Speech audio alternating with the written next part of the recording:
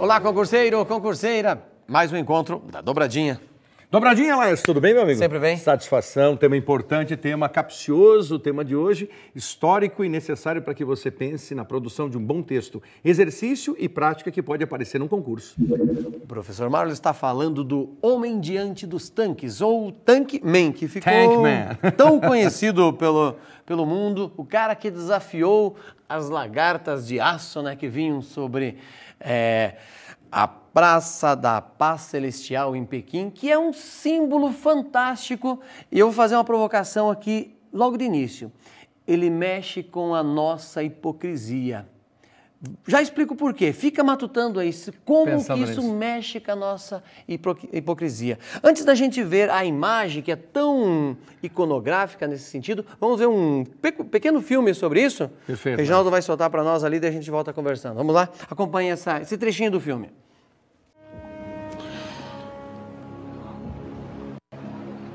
历史事件的含义不会自动呈现出来，而总是由人来解释的。6月5日清晨的这一瞬间将成为永恒的历史象征。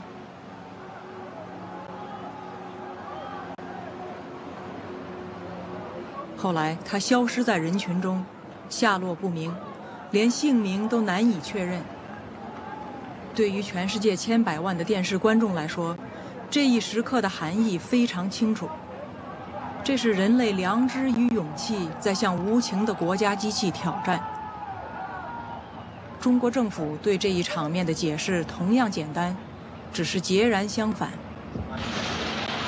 稍有常识的人都会看出，如果我们的铁骑继续前进，这个螳臂挡车的歹徒难道能够阻挡得了吗？摄像机 拍下的这个画面，同西方某些国家的宣传恰恰相反，正好说明了我们的军队。 Fantástica essas imagens mostrando esse rapaz enfrentando essa fila de tanques que correu o mundo, né? Sem dúvida, Laércio. E várias situações para nós no texto são relevantes. Eu usaria isso no desenvolvimento. Como assim?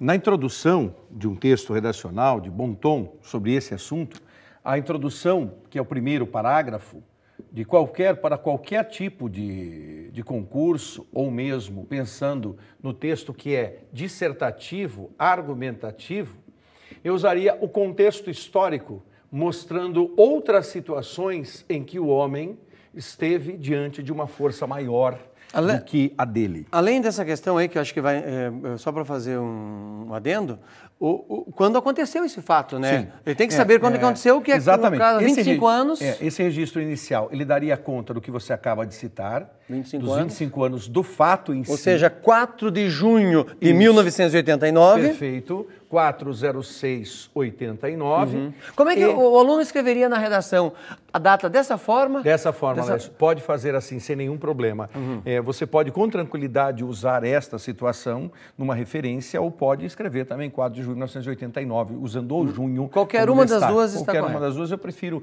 essa que é mais tranquila. Mas fazendo referência aos 25 anos e podendo usar este numeral cardinal sem nenhuma dificuldade, você não precisa escrever 25, você pode, para salientar 25 anos nesta forma aqui, ou seja, um numeral cardinal sem nenhum problema, mas fazer um contexto, contextualizar o indivíduo. Lembremos-nos, os textos para concursos, nas mais variadas formas, são textos que pedem um parágrafo introdutório. Nós não podemos, de sobressalto, cair no texto e já entrarmos no fato em si sem contextualizarmos esse fato. Então, o primeiro parágrafo é a abertura, é a introdução, é a apresentação, é alguém que vai situar o leitor, que é o corretor da banca examinadora de qualquer concurso, de qualquer instituição, e falamos isso já priorizando a banca da UNB, que tem CESP-UNB. Então, o CESP-UNB tem por esse que é uma banca poderosa sem dentro dúvida. do país. De inúmeros concursos nós sabemos disso. Então, o CESP-UNB quer sempre esse parágrafo introdutório que seja histórico e explicativo, amigo Laércio. Então, eu quero colocar essas duas explicativo vai entrar de qualquer... Como assim? Porque ele vai contar quando o que aconteceu e daí precisa dar uma explicação. Mas ele pode aqui fazer referência, já no início, a outras situações que podem ter ocorrido de forma similar. simétrica. Não o fato deste jovem enfrentando a coluna de tanques, mas outros momentos em que o homem esteve à frente. Ele poderia, inclusive, buscar fatos históricos que remontassem essa liderança. Não seria diferente, por exemplo, numa viagem curiosa, apenas situar a Revolução Francesa e dizer que lá no Quarto de Lacroix, a mulher está à frente de todos. Sim, carregando aquela bandeira, perfeitamente. Então, o ideal com os seios de fora, liberdade, né? Igualdade e fraternidade mostra exatamente isso, amigo. Muito bem colocado, porque essa contextualização não pode ser longa. Eu sugiro que aqui nós tenhamos entre 5 a 7 linhas, mas que eu apresente o assunto já demonstrando domínio sobre o assunto. Ou pode-se falar também por que se fez isso, justamente brigando pela chamada democracia na China. Nós sabemos que a China tem um sistema de governo completamente diferente do nosso, junto com Cuba, um dos poucos que resistem, e as pessoas ali brigavam por isso. Mas se o aluno é capaz de voltar até a Revolução Francesa, deixar isso num texto claro, é claro que ele vai demonstrar para a banca que ele é uma pessoa conhecedora e capaz de contextualizar, fazer sinapses. Em outros momentos, Laércio, que teremos oportunamente, nós queremos mostrar alguns tipos de introdução. Ah, legal. Como fazer a introdução? A introdução pode ser histórica, a introdução pode ser provocativa, a introdução pode ser irônica, a introdução pode ser apenas situacional, a introdução pode ser narrativa, a introdução narrativa também. Num texto curioso, eu poderia abrir narrando o fato, como fez a jornalista perplexa.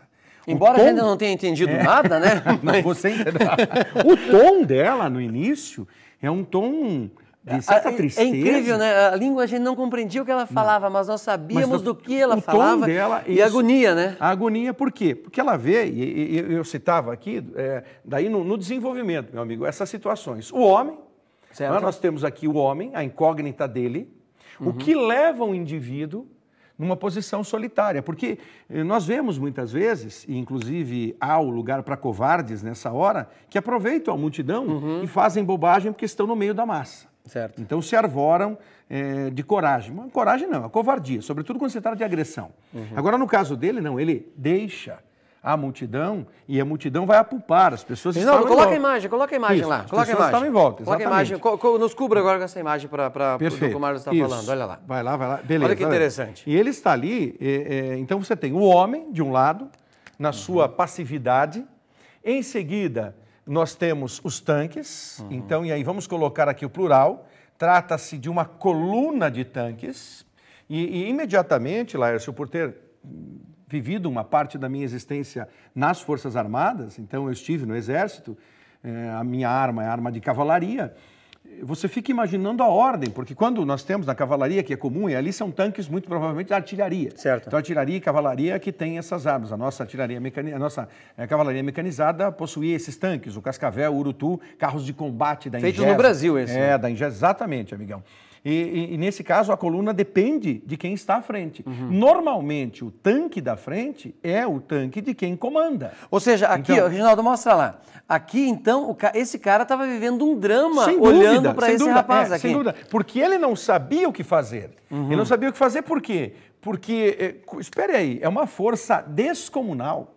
Uma outra reiteração no desenvolvimento, ali você tem Sansão e Golias.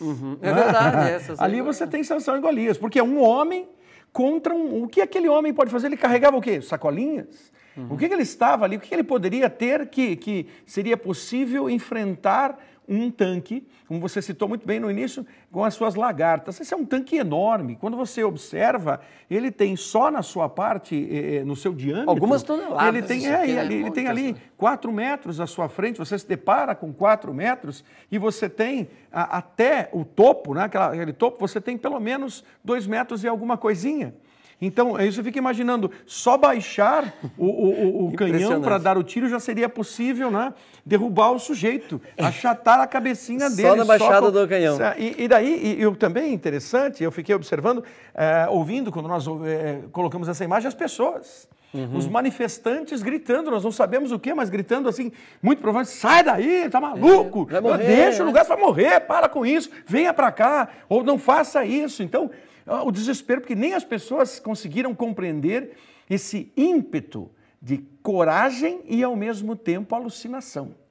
Porque enfrentaram o que ele fez, e o melhor da imagem é que daí ele começa a se movimentar e ganha coragem, né? Diz assim, primeiro ele para, tá aquele segundo de hesitação, e agora? Bom, agora eu estou aqui, agora já era. Mas daí ele vê que o tanque vai desviar. Não vai desviar não. Daí ele resolve dar um passo para lá. Não. Ele continuou enfrentando, né? E ele continuou enfrentando como se dissesse assim, não vai passar por mim. Pequeno, fraco, mas carrego o ideal. E é esse ideal, aí voltando à Revolução Francesa e outras grandes manifestações que cercaram o homem ao longo da história. Então esse tema que nós estamos abordando, Laércio, não pode ser dissociado de outros fatos históricos. E também, nesse sentido, o grande papel da imprensa. O relevante papel da imprensa que nos faz hoje, 25 anos depois, curioso, nós estamos exatamente 25 anos depois,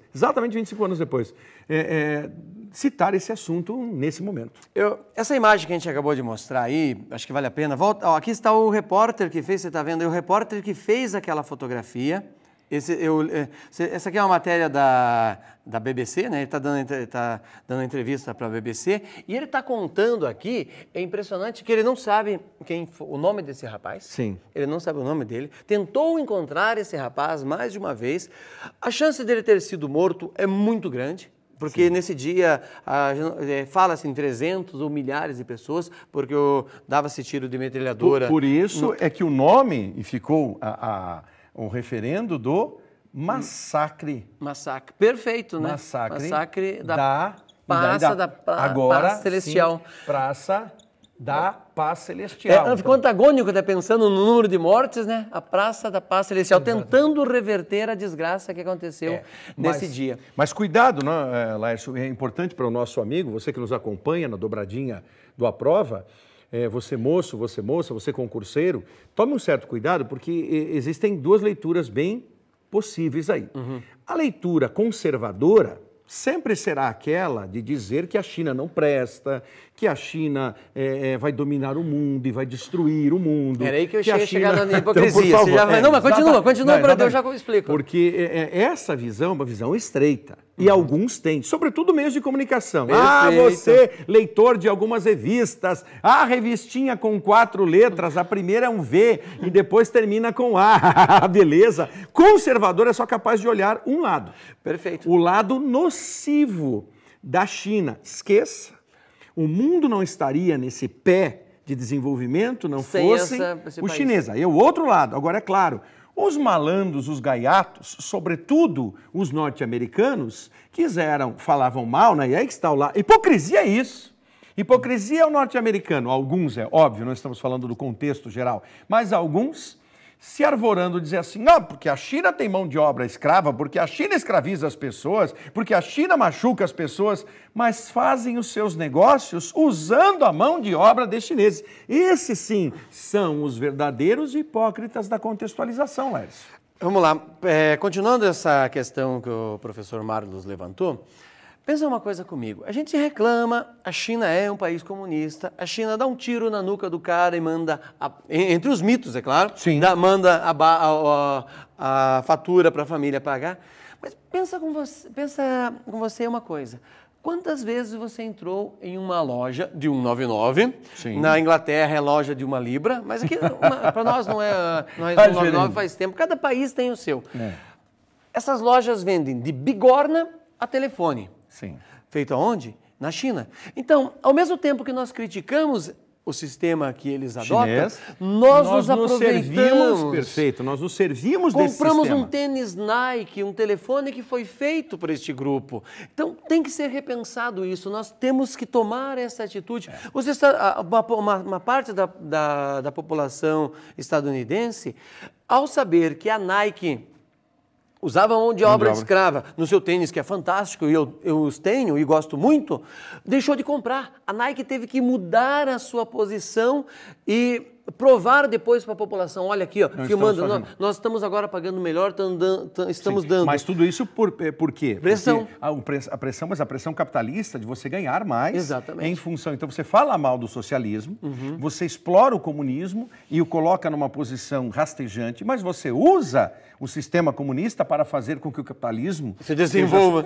Então aí está a hipocrisia. Isso que a gente estava provocando. Vamos lá, continua aí. Então, só para pensar, então aí você tem o ícone Barbie. Não é? É claro que você que está nos acompanhando sabe muito bem, se você dá uma olhadinha nas Barbies, as Barbies recentes que eu digo há alguns anos, hein? E lá se vão alguns anos, todas elas feitas na China. Se não feitas na China, feitas em Taiwan, Hong Kong. Então, enfim, estão fazendo Índia. Então, Índia aí, e usando a mão de obra. Por quê? Porque aí barateiam os seus custos. Perfeito. E ao baratear os seus custos, querem mais lucratividade. Então, espera aí, como é que eu vou maldizer a China se eu estou usufruindo do próprio sistema chinês? Então, que eu não usufrua do sistema chinês e aí questione, do ponto de vista dos direitos humanos, o que acontece na China. Mas é necessário também que eu investigue os dois lados, que não tenha só uma visão unilateral. O problema é que você pode ler qualquer revista, as revistas mais conservadoras, jornais mais conservadores, jornais... E tem que ler mais todos. Ler todos, sim. Mas não só, porque você encontra alguns alunos e algumas pessoas que aquela leitura é a voz geral, não há outra vertente. É como se a moeda tivesse uma face só, como se você que está nos assistindo agora só fosse frente, não houvesse as suas costas. Espera aí, nós somos constituídos pelo todo e não pela parte. Aí vamos para Gregório de Matos. O todo sem a parte não é o todo, e a parte sem o todo também não é. Isso que você está argumentando com o nosso aluno agora, seria para o desenvolvimento ou para chegar na finalização? Não, para o desenvolvimento. Diante dessa imagem que o Reginaldo vai colocar para nós lá, como é que nós vamos finalizar isso? Como é que o nosso aluno segue a finalização dessa redação? Conclusão, Laércio, conclusão. Se pensarmos agora no Exame Nacional do Ensino Médio, hipoteticamente alguns que se preparam para o Enem estão conosco. Só mais de 9 milhões. 9 milhões e meio aí nessa caminhada. Essa pessoa, na estrutura dos 4 parágrafos, o primeiro, na sua bendita introdução, e depois os 2 intermediários desenvolvendo tudo isso, sobre o qual nós falamos, certo.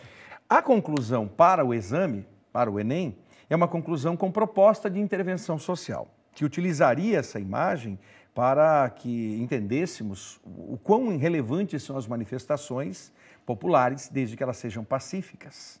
E que elas podem ser sempre, mas isso em se tratando de Enem.